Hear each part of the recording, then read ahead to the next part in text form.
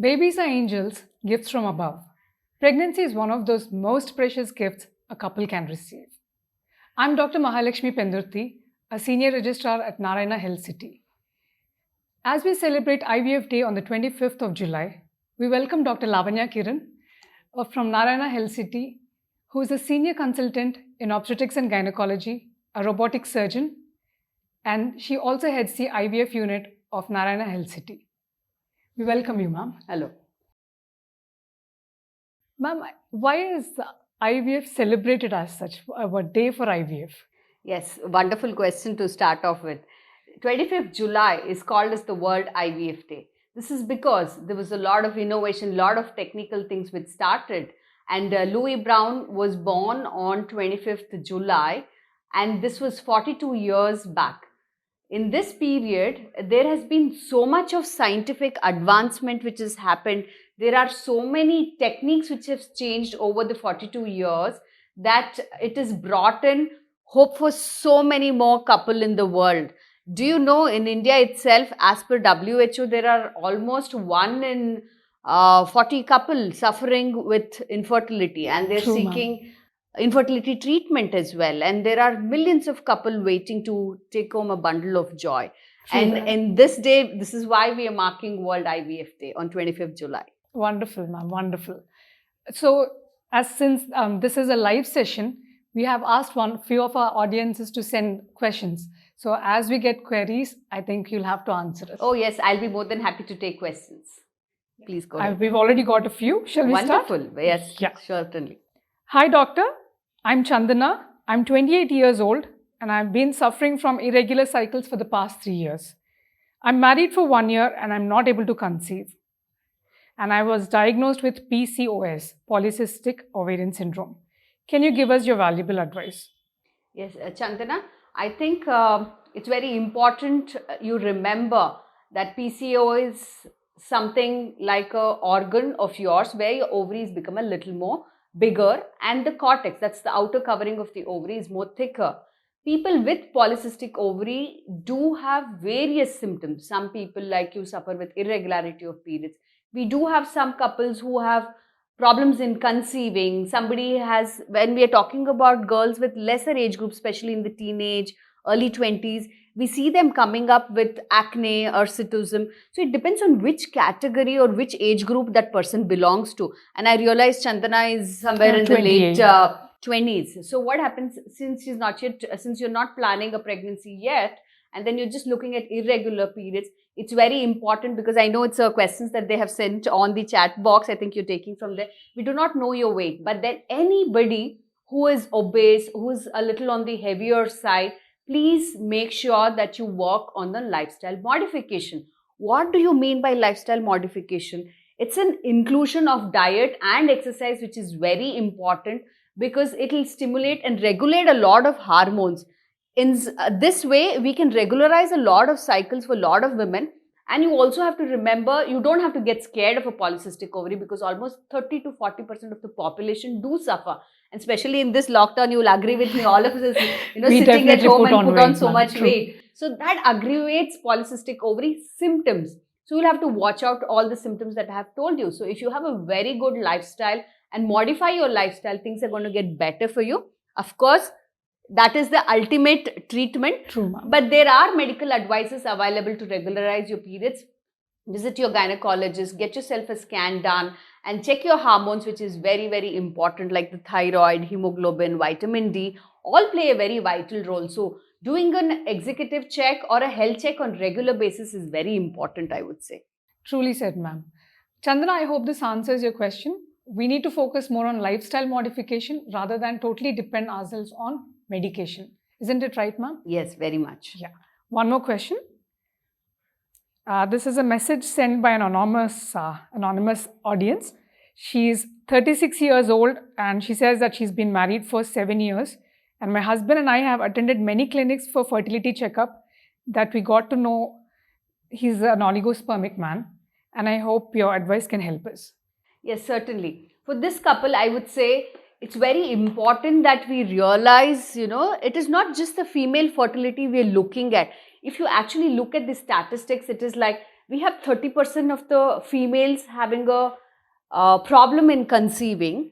That means the female factors are a contributory factor. We also have 30% as a male factors being a cause for infertility. And then we have both the couples at times, and they also fall in a category of 30%. 10% we have unexplained, where everybody's done everything and then you still do not know the cause, and they fall in this 10% category. Here, I think the male factor is one of the causes that you are not able to conceive. So do not get worried, because now the fertility treatment has advanced so much. While we're talking about assisted reproductive techniques, that is the ART techniques, we have IVF and we also have ICSI. IVF is in-vitro fertilization. ICSI is cytoplasmic sperm injection, which is done especially for the male factor, which is a cause. Like your husband who has a count is very less, oligospermic is what you said. So what happens here, the count is much lesser and they will not be able to fertilize the oocytes that got released on time. So hence pregnancy is not happening. When you will have to go in, because if you tried several cycles, because I understand 6 to 7 years is what she said, or 7 cycles. 7 years of 7 marriage, years right? of marriage, and they've been trying and you've not been able to conceive. You visited a lot of clinics, and I think it is time that you go into a fertility clinic and look and ask for your specialist to help you out with IVF or an ICSI, while they'll relook into your husband's semen. They do some medications do help them, but then we have to remember, when it comes to a male infertility, we are talking about empirical treatment. That means there's no sure shot unless there's a hormonal variation happening in the man. But then if it is any other cause, we have to give them an empirical treatment. And this is how we can help you conceive. So please reach out to a fertility specialist, where you can definitely carry home a bundle of joy by going through ICSI cycles. I think will certainly help you people. Yeah, I hope this answers your question. We hope you conceive and come back to us with a good news. One more question, ma'am. I'm 33 years old. I'm Mrs. Kavya, married for 20 years, married for 2 years, and I was told my fallopian tubes are blocked. The question is, can I conceive normally? Kavya, very interesting question, but then unfortunate that your tubes are blocked.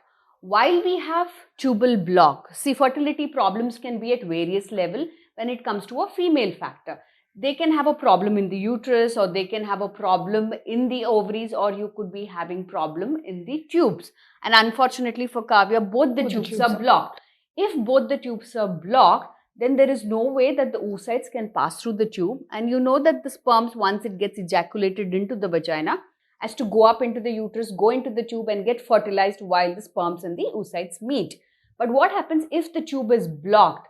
Then you have no choice to conceive naturally. But of course, an assisted reproductive techniques can definitely help you if his counts are good, if your hormonal evaluation, sometimes a lot of hormone evaluations like an AMH, FSH will certainly help us to tell what is the quality of the oocytes you have. Because I remember she said 22 years, and that means she's a very young girl.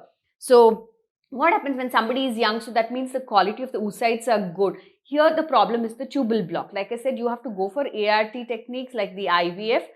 And of course, you do have another option where a tubal cannulation can be done. We can look in for trying to open the tubes, especially because IVF, yes, I do understand it's a little expensive procedure which happens, and then you'll have to visit a clinic on regular basis where several scans are done, hormone evaluations are done. You'll have to go through an injection process.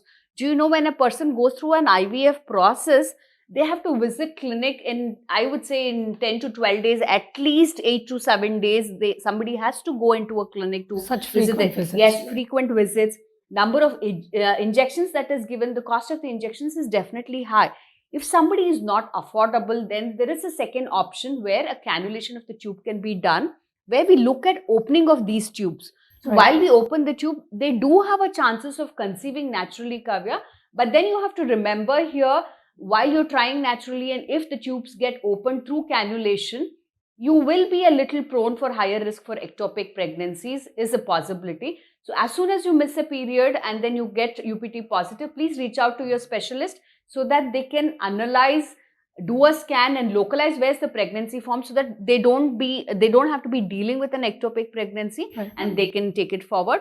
But definitely IVF is one of the options for you, if not cannulation. I hope this answers your question, Kavya. IVF is not very bad, okay?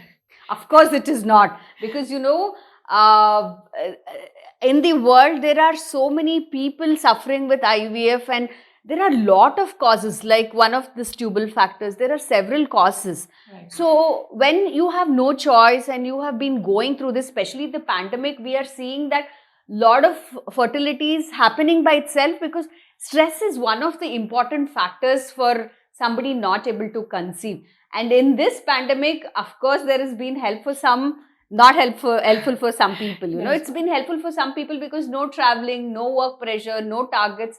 So the stress level has come down. They're sitting at home, spending more time with each other. And we have seen a lot of our own patients have conceived. And this is because the stress levels are low. But of course, for a very few number of people, what has happened? Their treatment has got delayed, because if at some point they have tried all the methods and they are seeking higher fertility treatments, what is happening? Those people coming for a treatment or going for the treatment, because this is a pandemic, and now initially when it started, it was new, where nobody knows what needs to be done, or how do you have to monitor, do you go ahead? But now there are guidelines where we know what needs to be done. The fertility specialists also know when to start your treatment. And the best thing now, the vaccination is available. I would urge all of you to go for vaccination. Please get yourself vaccinated for this COVID-19. Get yourself prevented from getting into any of these symptoms. Post-vaccination 1 week, you can definitely visit your fertility specialist. Go ahead with all your treatment. But unfortunately, in this pandemic, you've been affected. If somebody's been affected with COVID, they can also go through a treatment depending on the symptoms. If somebody was severely affected, then we would say refrain for 6 to 8 weeks. It is moderate, 4 to 6 weeks. But if it's been asymptomatic and they've been good, and it's just that, yes, the test turned out to be positive, it would be advisable and sensible to defer your treatment for 4 weeks so that you recover, and then so that you can get better results as soon as the fertility treatment is started. So IVF is definitely here to help you people take home a bundle of joy. Yeah. Kavya, this is going to be a really good blessing to you. Do not listen to foresight. IVF will help you. Please trust us. Yeah, ma'am. One more question. I think this patient also wants to maintain her anonymity. She's 38 years old, married for 6 years, and she says that I'm unable to conceive, and we got ourselves tested. My husband's reports are normal, and my reports, my AMH turned out to be 0.2. What can you advise? Yes, for this person, like I already mentioned, AMH is one of the very important factors where we are looking at the quality of the oocytes, which will indirectly tell us what number of oocytes could she be having, what is the quality of the oocytes she could be having. So if her AMH is low, and I understand that they've already gone through testing, so the fact that she wants to remain anonymous, so that means they would have also already reached out to several clinics where they would have gone on and off through a treatment. Either she's genetically, or AMH is getting low, where the reserves are coming down, or she's gone through a lot of treatment with of no use, and the number of follicles she had, the oocytes qualities come down, and the numbers have come down. If you go in for an IVF here, the unfortunate situation, or you should be ready, where you could be having a very low quality oocytes. But fortunately, even if we can retrieve 1 or 2 oocytes for you and they're very good quality, that itself is good for us to transfer the embryos back into you, because we understand that your husband's semen is normal for you. But unfortunately, if you end up in a situation that while we trigger you, while we give you injections, you may not get a oocyte at all. So we cancel the cycles. But then if you try, and then already if you have tried and you have not got a oocyte, or you've not been able to ovulate, all these things, because if you've gone through a treatment, then oocyte donor would definitely be a good answer for you. So if you reach out to your fertility specialist, they will definitely help you out on the oocyte donors. Ma'am, the next question is from Mrs. Geeta. She's from Mumbai. She's 34 years old. She says that she couldn't conceive, and they approached a fertility clinic. I was given medication for 3 times and failed, and the doctor said IUI can be a helpful thing. Does it? Yeah, so here for Geeta, I think it is very important. If they have suggested an IUI, I'm suspecting that there was a male factor which was involved, or that she was trying to ovulate, or she did ovulate and she didn't conceive, could be one of the reasons. Here you'll have to remember, whenever you go to a fertility specialist, nobody can assure you 100%. That is very, very important to understand. Because here, I always tell my patients that we only play gods, but we cannot become gods. True, It ma'am. is the nature. I don't think any of us can compete with nature. I feel the nature is so precise because it just picks up the best of the oocytes, best of the sperms, and that is the only assurity. When you have it, you get pregnant. True that. But then if you have tried and you've not been able to conceive, see, there could be a lot of factors, Geeta, especially like you, where your fertility specialist has tried for you, but then you've not been able to conceive. So while you're just going through ovulation induction, what happens? Nobody knows the quality of the oocytes that you have. And when you're doing an IUI, what happens in an IUI process? When the husband gives the semen, we wash it. So depending on the count, there are different techniques of washing it. Where simple thing is, we remove the bad sperms, we take the good sperms when we put it into the uterus. Yes. And this is why it is called as intrauterine insemination. So here what happens, we still do not know the minute intricacies of the sperm. If there are some defects in the sperms, will not be known. So this is why we do not know the quality of the oocytes or the sperms.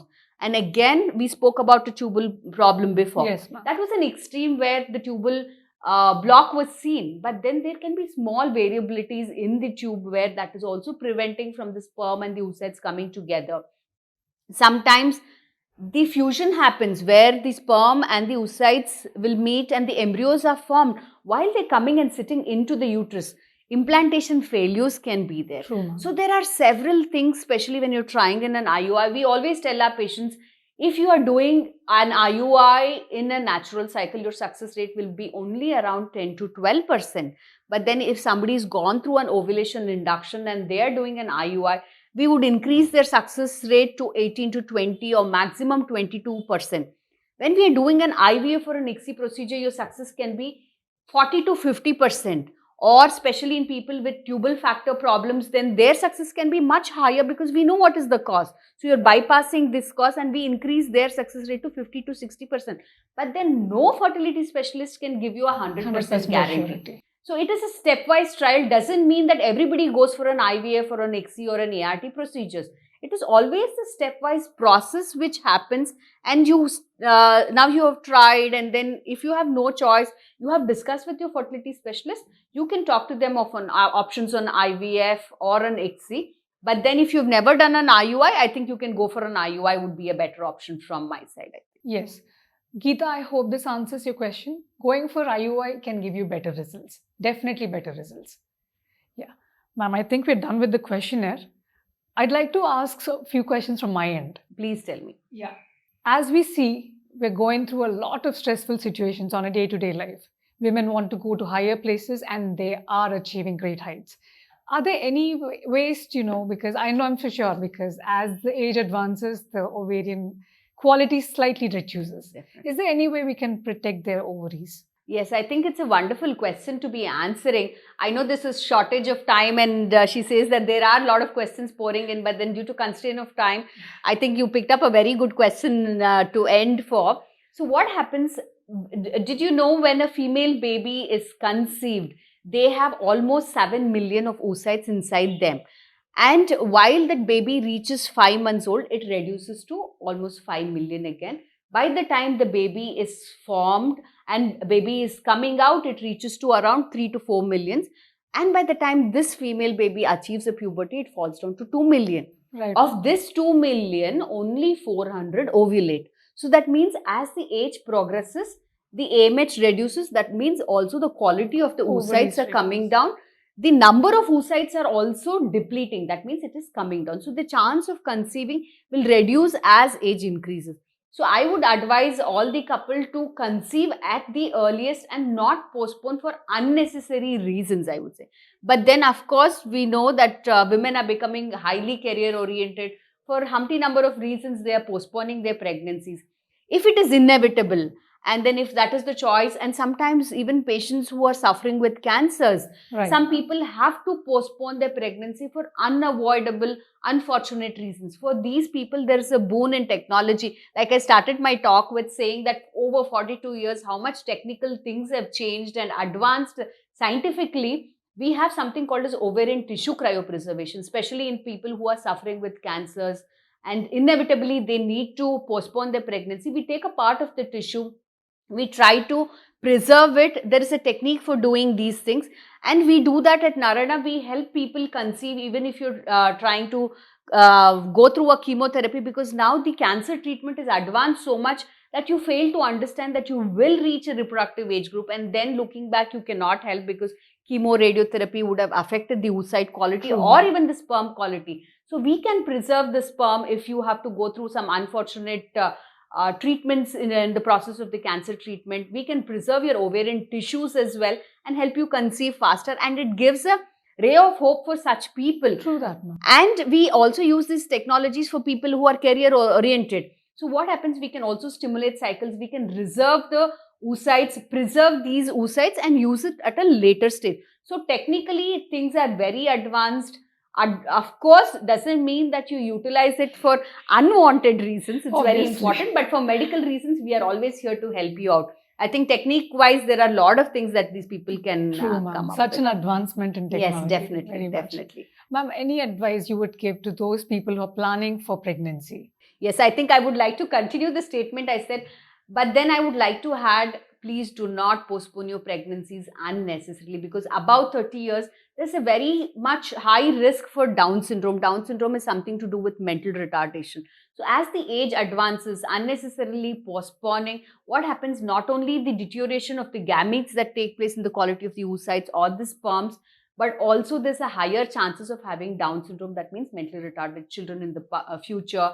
You will be at high risk for developing hypertension, diabetes as the age advances. So conceive at the earliest, at least, but also remember that it doesn't mean that they get over anxious and you start visiting a fertility specialist within a year. If you are less than 30 years or another plus or 2 years, I would say you can try sufficiently for 2 years. Use the fertile period where we advise, if you have a regular cycle, we say between the 10th and the 20th day, you can try and have sexual contact on alternative days. So that will increase your chance of conceiving. But then if you have tried and you've still not been able to conceive, or you're above 35 years, do not wait for a year, maybe 6 months, you can visit a fertility specialist or a clinic and do some basic investigations.